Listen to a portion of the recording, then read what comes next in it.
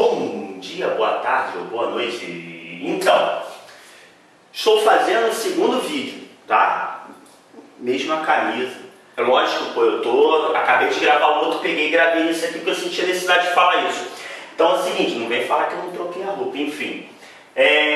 Aula 2, referente aos seres vivos, tá? Essa vai ser bem rápida, mas eu achei necessário estar colocando essa questão sobre reprodução, tá? Então vamos lá, é o seguinte, como eu falei das células, existem dois tipos de seres vivos, os unicelular e os pluricelulares, tá? Ou chamado também, deixa eu pegar aqui uma caneta aqui, tá? Esteja funcionando, multicelulares. Então existem os seres vivos com uma célula e existem seres vivos com várias células, e aí nós chamamos de multicelulares ou pluricelulares.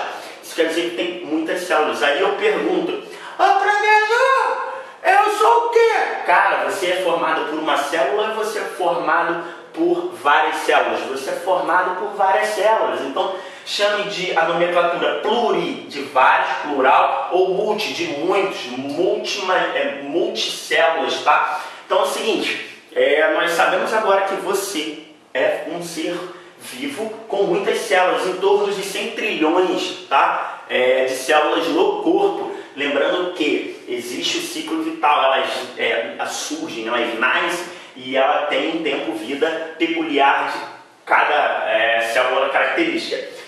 Nós vamos dividir então esses seres. Se eu falei, existem seres com muitas células, tá? Essas características de níveis de organização vai ser para seres com muitas células. Porque se você vai ter um nível de organização com uma célula, não tem como, né? O cara já está organizado com uma só. Enfim, nós temos então um nível de organização para os seres pluricelulares / multicelulares. Galera, lembrando que isso aqui não vamos desenvolver o nível atômico, tá? Isso aqui é 7º ano. Então, para a galera do 7º ano é o seguinte, a literatura vai falar o seguinte, que nós temos uma célula, uma célula, tá? Depois, nós, para estar desenvolvendo um tecido, nós precisamos algumas células a mais. Então, nós temos o nível de organização célula, depois tecido, depois órgão, depois sistema e aí forma um organismo. Basicamente é esse o nível de organização. Seguinte, nós temos então a célula que junta várias células, forma um tecido, e aí esse tecido pode estar formando um órgão, e aí vários órgãos formam um sistema, uma estrutura de um sistema funcional no seu organismo. E aí todos esses órgãos vão formar um organismo e aí forma você, tá? Você é formado por uma divisão básica dessa de nível de organização. Baseado a isso, nós possuímos a característica de ter a reprodução, de possuir essa característica de sobrevivência da espécie. Então a reprodução é o seguinte, na literatura eu peguei um exemplo, indivíduos que geram novos indivíduos, garantindo-se assim a sobrevivência da espécie.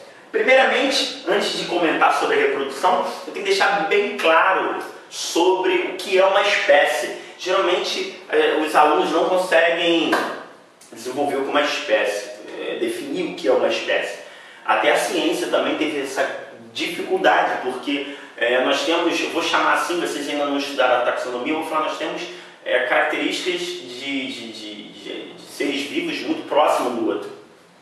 E aí a gente estuda um ramo de taxonomia, onde estuda todas as características para poder diferenciá-los, né, dos seres vivos e dar nome, dar características a eles. Enfim, com isso, como eu vou responder para você o que é uma espécie? A ciência chegou e falou o seguinte, a ciência disse assim, deixa eu ver se tem aqui, espécie. Grupo de seres vivos com características semelhantes, que podem gerar descendentes também capazes de reprodução. Então, olha só, isso eu coloquei na linguagem literária aqui do livro. Então é o seguinte, para vocês entenderem, são características características semelhantes, parecem, tá? E aí, por parecer, talvez ele não é da mesma espécie, tá? E aí ele tem uma característica semelhante. Para isso eles têm que ter uma união de reprodução, haver um acasalamento, reproduziu. Nasceu um ser, preste atenção, nasceu um ser que tem a capacidade de dar origem a outro ser. Um exemplo, se você reproduzir-se com um animal de uma outra espécie e nascer algo, e esse algo conseguir fazer com que nasça outro, um neto, por exemplo, vai ser uma nova espécie. Agora, se nascer e não conseguir, não é uma nova espécie. Enfim, é uma coisa que a gente vai estar vendo mais à frente com essa matéria, mas eu quero deixar bem claro o seguinte: existem características semelhantes que conseguem se acasalar e ele gera um ser de uma nova espécie. Mas esse ser de nova espécie, para ser espécie, ele é obrigado a gerar uma outra espécie. Um exemplo, seu pai e sua mãe gerou você, e você tem a característica de conseguir gerar uma outra espécie. Com tudo isso, você faz parte de uma espécie, e é a espécie do Homo sapiens, você, homem ou mulher, enfim. Ficou claro isso? É bem complicado. Os alunos na sétima série às vezes têm uma dificuldade muito grande de entender isso, tá? Porque ainda não estudou parte mais profunda que ajudaria a entender isso. Vamos lá. Então, indivíduos que geram novos indivíduos. Eu posso gerar um novo indivíduo se eu não tiver nenhum problema assim com vocês. E aí garante assim a sobrevivência da espécie. Existem variações para isso. O que é isso? Vai ter várias formas de reprodução. No modo geral, a gente divide em duas partes: assexuada e sexuada. Assexuada e sexuada.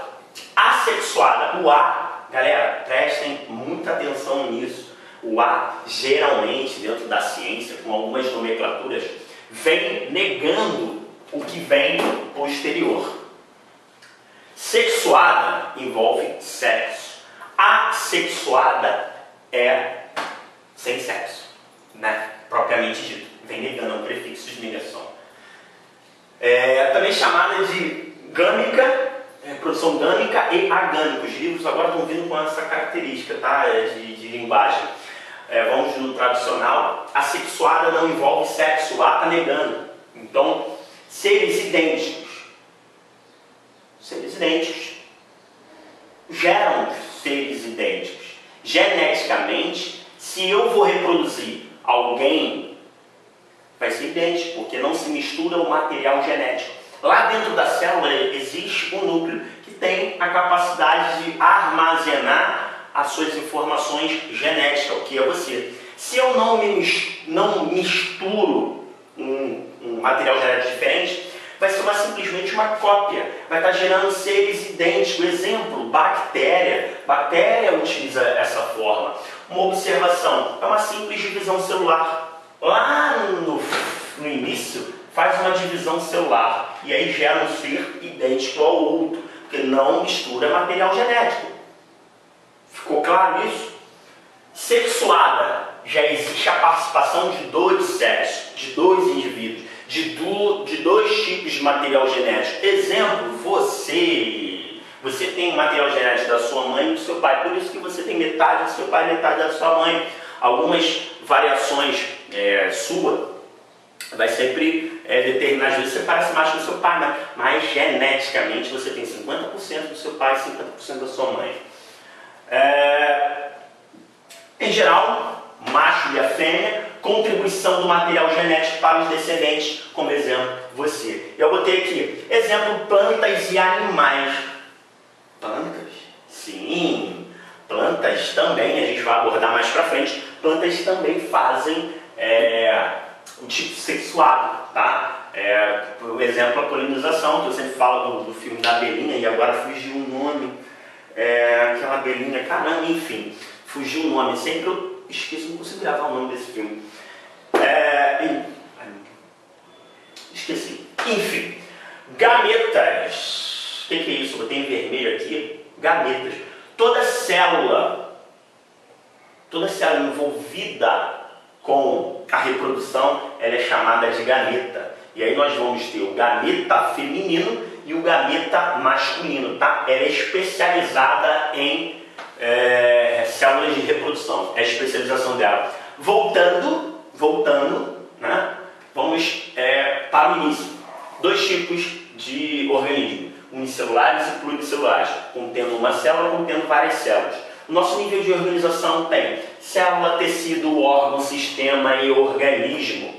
Reprodução, indivíduos que geram novos indivíduos. Característica de ser uma espécie. Garantindo-se assim a sobrevivência da espécie, tá? Existe variação, e a variação a gente vai ter assexuada e sexuada, com as suas características. Que a sexuada não mistura o material genético, então vai ter sempre seres idênticos. Uma observação aqui: se eu tenho um ser que eu vou gerar idêntico, pode ser bom, pode ser ruim. Se eu tiver uma falha ou uma doença no meu material genético, ela vai transmitir para a sua descendência, tá? E a sexuada, que envolve dois tipos de seres, né? Envolvendo macho e fêmea, com contribuição do material genético dos dois para seu descendente. Todas as células envolvidas na reprodução, a gente vai ter a nomenclatura de gameta. Gameta quando for masculino, gameta masculino, quando for gameta feminino, de origem do sexo feminino. Então essa é a segunda aula envolvendo os seres vivos, tá? Eu estou tentando sempre resumir ao que eu falo, e compartilha, dá aquela moral, dá a curtida aí no vídeo, né? E compartilha com a rapaziada, e é isso aí, vamos que vamos.